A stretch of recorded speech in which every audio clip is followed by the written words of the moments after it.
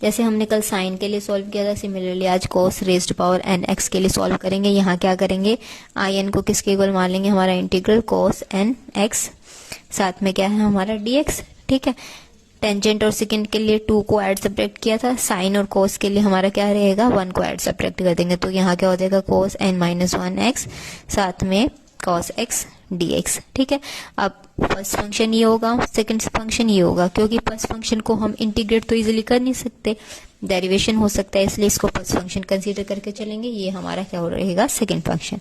तो I N किसके equal होगा, हमारा first function as it is, second function integration minus में डेरिवेटिव ऑफ फर्स्ट फंक्शन और इंटीग्रेशन ऑफ सेकंड फंक्शन। ठीक है, तो यहाँ आई एन कहाँ आ जाएगा आपका cos n माइनस 1x, यहाँ sin x, माइनस में डेरिवेटिव में क्या होता है, पावर आगे, एक पावर क्या हो जाएगी आपकी माइनस, और फिर इस फंक्शन का डेरिवेटिव इसका क्या हो जाएगा minus sin x, integration sin x और dx। ठीक है, तो आई एन किसके इक्वल होगा, cos n raised power minus x sin x, minus में पावर, ये सब कौन सी टर्म आपकी बाहर आ जाएगी, और साइन क्या था माइनस का, यहाँ क्या हो जाएगा प्लस।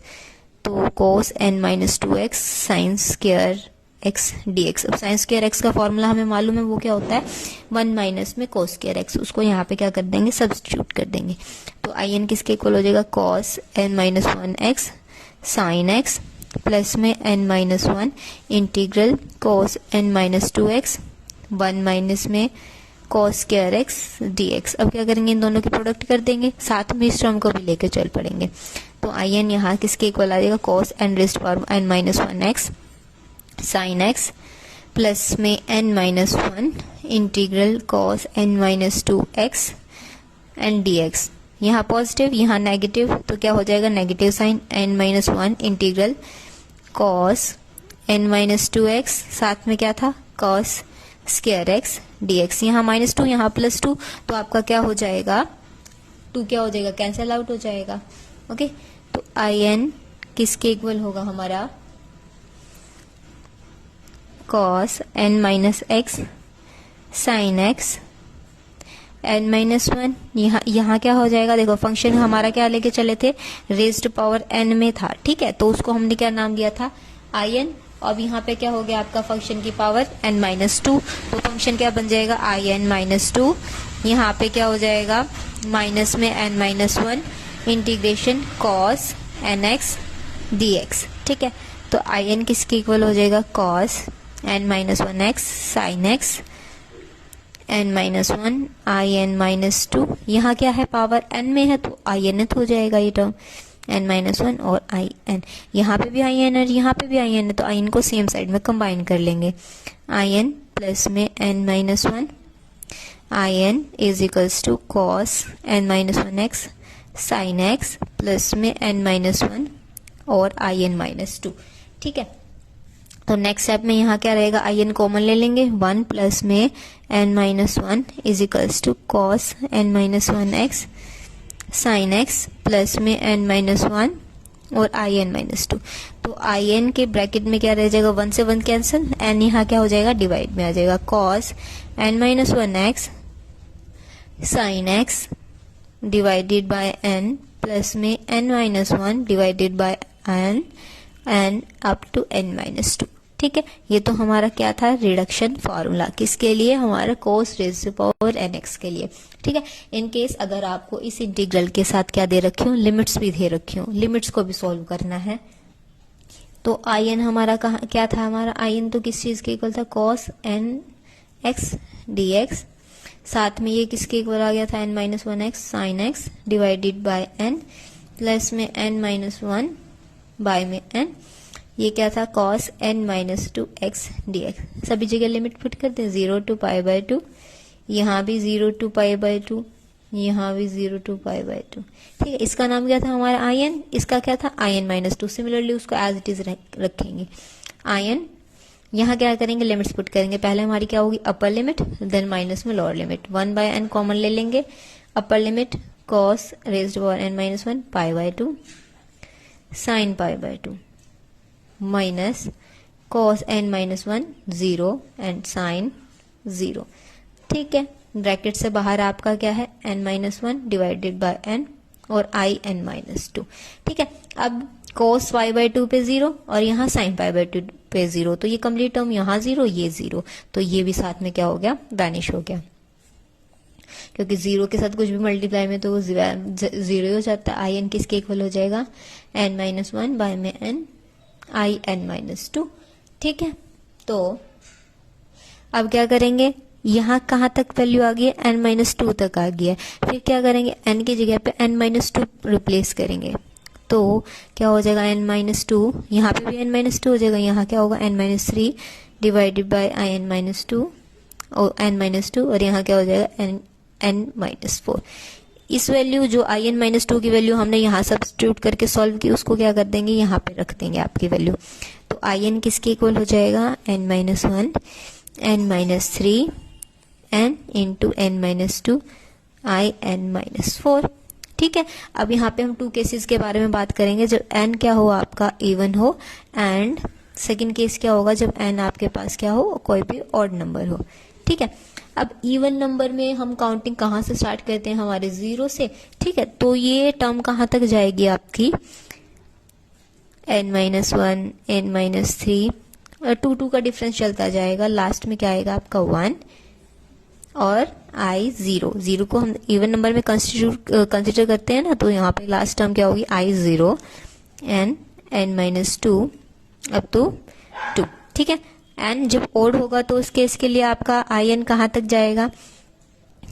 जाएगा, यहाँ पे फर्स्ट ओड नंबर कौन सा होता है आपका 1, तो 1 तक चला जाएगा, लास्ट में क्या तो आ जाएगा आपका i1, और यहाँ क्या रहेगा n-3 अप टू ये 2 होगा, और नीचे क्या होगा n-2 up to so on, ये 3 हो जाएगा। ठीक है, लास्ट वाली ये आपको डिजिट ध्यान रखनी है। इसके केस में तो डायरेक्ट आपका 1/2 तक एंडिंग होगी, और इवन के केस में आई नोट हो जाता है, ऑड के केस में यहाँ i1 हो जाता है। बस इसकी जो लास्ट टर्म है ना आपको ध्यान रखनी होगी कि एंडिंग टर्म होगी आपकी 2/3, जो रेशनल नंबर होगा लास्ट में क्या आएगा 2/3, यहाँ होगा हाफ इवन नंबर के केस में। ठीक है, ये हमारे क्या होते हैं, वालिस फॉर्मूला होते हैं। ठीक है, जो साइन और कॉस के लिए सेम रहते हैं, बस इवन नंबर और ऑड नंबर का उस पर क्या होता है, इफेक्ट होता है। ठीक है, तो आई एन यहाँ किसके हम क्या करेंगे, यहाँ से आई नॉट की वैल्यू निकाल लेंगे। आई एन हमारा क्या था function, cos N raise to power X, तो एन की जगह क्या कर देंगे 0 x dx, 0 से π/2 हमारी क्या थी लिमिट, तो किसी भी चीज की पावर 0 यानी 1, इंटीग्रेशन ऑफ 1 एंड 0 टू π/2, तो आई 0 हमारा किसके इक्वल आ जाएगा, यहाँ क्या होगा x lower limit upper limit minus में लोअर लिमिट π/2 आ जाएगा, तो यहाँ इसको सब्स्टिट्यूट कर देंगे, तो हम आई एन हमारा किसके इक्वल आ गया n-1 n-3 up to 1 divided by n-2 up to 2 into में क्या आ जाएगा π/2। ये तो था कब आपका, जब n क्या है आपके पास इवन नंबर है। ठीक है, ये आपका कब होगा, अब यहाँ क्या कर लेंगे, जैसे वहां आई नोट की निकाली, यहाँ i1 की निकाल लेंगे, 0 टू π/2, आई एन हमारा किसके इक्वल होता है, cos n raised to power x के, तो यहाँ n की जगह क्या हो जाएगा 1 dx, कोस का इंटीग्रेशन क्या हो जाता है आपका साइन x। ठीक है, और लिमिट्स क्या रहेंगे 0 टू π/2, यहाँ क्या हो जाएगा साइन π/2 माइनस में साइन 0, साइन π/2 पे आपकी वैल्यू क्या होती है 1। ठीक है, और यहाँ क्या होती है 0, तो यहाँ क्या आ जाएगी वैल्यू 1, तो आई एन यहाँ से किसके इक्वल आ जाएगा n-3 n-5 up to last 2 तक जाएगा, और यहाँ n-2 अप टू 3 n-4 को भी काउंट कर लेते हैं, और यहाँ क्या वैल्यू होगी थी 1, तो ये हमारा हो गया n ऑड नंबर के लिए, जब आपका आई एन किसके इक्वल होगा, इसके इक्वल होगा। जब n आपका इवन नंबर होगा तो आपका आई एन किसके इक्वल हो जाएगा, यहाँ पे इसके इक्वल होगा। कोस और साइन डजेंट मैटर, दोनों के लिए सेम ही वैल्यू एग्जिस्ट करेगी आई एन की, आपकी इवन नंबर और ऑड नंबर के लिए।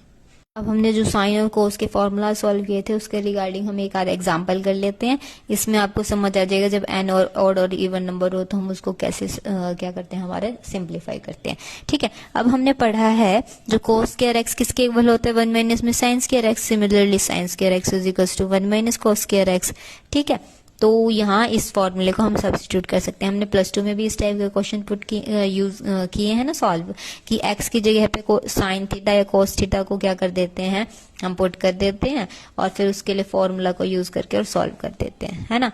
तो यहाँ क्या करेंगे, x इज टू क्या पुट कर देंगे, हमारा साइन थीटा।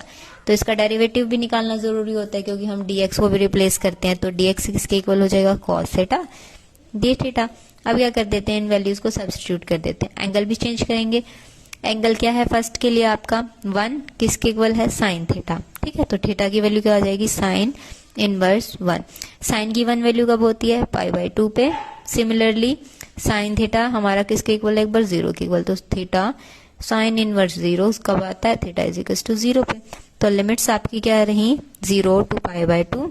एक्स क्यूब की जगह क्या हो जाएगा, sign cube theta, and dx की जगह पे क्या हो जाएगा, cos थीटा d थीटा। ठीक है, अंडर रूट में क्या चलेगा आपका, 1 माइनस में साइन स्क्वायर थीटा। 1 माइनस में साइन स्क्वायर थीटा का क्या फॉर्मूला होता है, cos स्क्वायर थीटा। तो integral 0 to π/2 sine cube theta cos theta d theta. ठीक है, अंडर रूट में क्या होगा, cos स्क्वायर थीटा। अब अंडर रूट में किसी भी चीज का स्क्वायर चल रहा है तो वो अंडर रूट से बाहर आएगा, तो वो आपके पास क्या आ जाएगा, नॉर्मली बाहर आ जाएगा।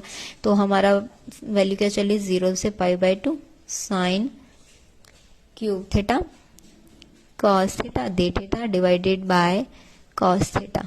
तो cos थीटा से आपका cos थीटा कैंसिल हो जाएगा। तो इंटीग्रेशन किसका होगा, just 0 to π/2 sine cube theta d theta. ठीक है, अब साइन की पावर यहाँ क्या है आपकी, n यहाँ पे क्या है आपका, ऑड नंबर। ऑड नंबर के केस में in किसके इक्वल होगा, n-1 n-3 up to 2 divided by n-2 up to 3। ठीक है, ये चीज आपको ध्यान रखनी है कि जब ऑड नंबर है तो आपका in क्या रहेगा, स्टार्टिंग से जो होगी आपकी सेम होगी, बस एंडिंग में वहां क्या आ जाता है, हाफ और π/2 इवन के केस के लिए, और ऑड के केस के लिए 2/3 आ जाता है।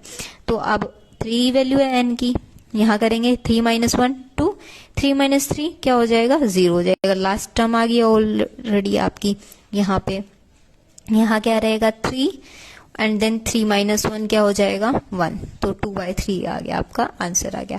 तो इसका इंटीग्रेशन आपको कंप्लीटली सॉल्व करने की नीड नहीं है, जस्ट वालिस इन जो वालिस फॉर्मूलाज हैं आपके उनका यूज करेंगे और वैल्यू को हमारी फाइंड आउट कर लेंगे। अंडरस्टूड। आपको लिमिट क्या गिवन है, 0 से π/2 साइन 6 थीटा d थीटा। अब इवन नंबर है, n यहाँ क्या है, इवन नंबर है।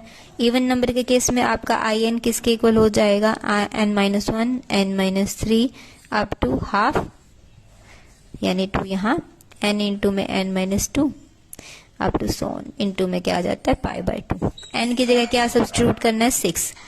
तो 6 - 1 5, 6 - 3 3। ठीक है, नेक्स्ट स्टेप में क्या रहेगा, यहाँ पे n माइनस में 5 हो जाएगा। तो 6 माइनस में 5 क्या आ जाता है 1, लास्ट टर्म आ गई है। ठीक है, तो इसके बाद क्या आएगा, जस्ट π/2। अब नीचे क्या होता है आपका 6, 6 माइनस में 2 4, 6 माइनस में 4 2, लास्ट टर्म आ गई है ना हमारी यहाँ। तो I6 किसके इक्वल हो गया, यहाँ 15, यहाँ नीचे 48 इंटू में हो गया π/2। तो आंसर क्या आ गया 15 पाई, और इसकी प्रोडक्ट यहाँ से कर देंगे तो क्या आ जाएगा 96। तो I6 आपकी वैल्यू यहाँ पे आ गई है। अगर ऑड है तो ये फॉर्मूला हम सब यूज करेंगे, और जब इवन नंबर है हमारे पास n की पावर में तो हम ये फॉर्मूला यूज करेंगे। अंडरस्टूड।